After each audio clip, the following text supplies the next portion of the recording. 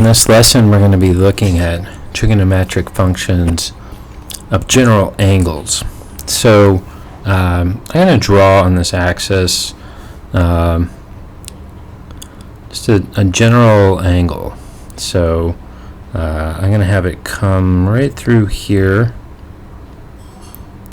and I'm just going to mark. Let's assume that we have some XY point that's on the angle. So this would be my angle from right here. Now what I'm going to do is draw a little triangle from this point.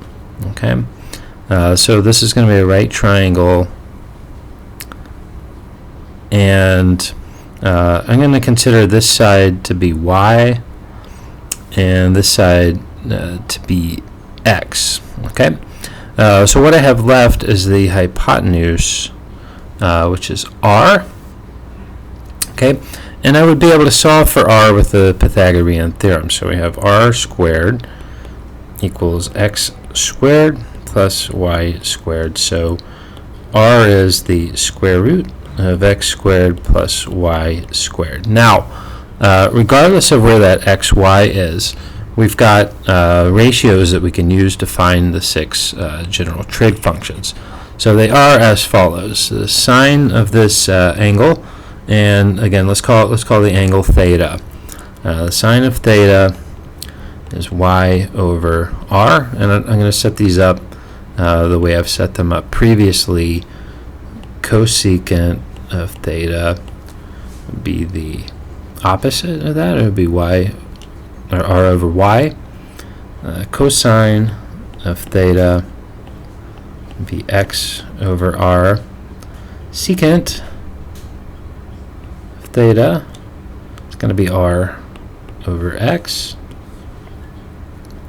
Tangent of theta will be Y over X, and then the cotangent of theta is going to be X over Y. Okay, so let's do an example below that uses that. So the example says that the terminal side of an angle in standard position contains the point at -6, 2. Find the exact values of the six trig functions of the angle. So first and foremost, we can go ahead and we can label that point -6, 2.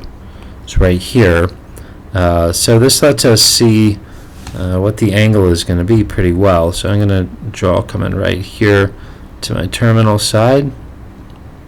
Just a rough drawing, but I have that point, and I also can go ahead and make this little right triangle right here. So this triangle it's going to be 6 and 2 and then R, and we can go ahead and solve for R. R squared equals 2 squared plus 6 squared. So we're going to have R equal to the square root of 4 plus 36. So we get R equals the square root of 40. Now 40 can be simplified a bit further because 40 is 4 times 10. So the square root of 4 is 2, and then I can't do anything with the 10. So my R value is 2 times the square root of 10.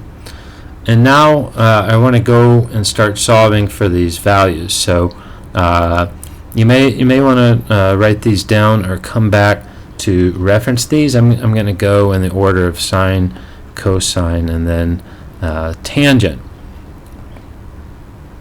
Okay, so let's start off with sine of theta, and that's defined as Y over R. So my Y value here is 2, and then R is 2 times the square root of 10. Well, that's just 1 over the square root of 10. So I'm going to save a lot of time on this question. Cosecant is the complete opposite of that. So I can go ahead and write the cosecant right now. Cosecant is going to be the square root of 10. Now for my sine, I got a little more work to do because I don't want that square root in the denominator. So I got to rationalize it by multiplying by square root of 10 over 10, and that is, or square root of 10 over square root of 10. So that's going to give me the square root of 10 over 10. That's my sine. That's my cosecant. Moving along to the cosine. Cosine of theta is going to be x over r. Okay, so my x-coordinate is actually -6. Okay, and we want to be careful with our negatives right here. So I've got -6 over 2 times the square root of 10. So that gives me -3 over the square root of 10. So I'm going to immediately fill out my secant, because the secant is just the opposite of this. So that's going to be square root of 10 over -3.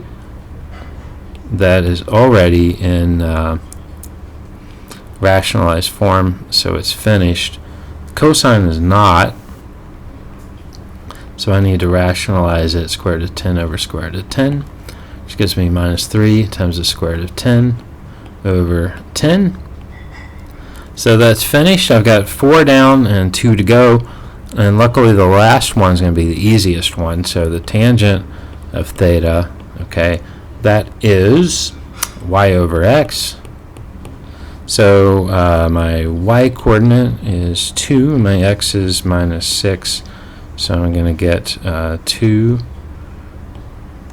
over -6.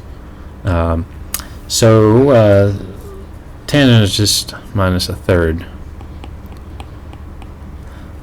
So cotangent is just going to be the opposite of that. So that's -3. And it looks like I've got all 6. 1, 2, 3, 4, 5, 6. So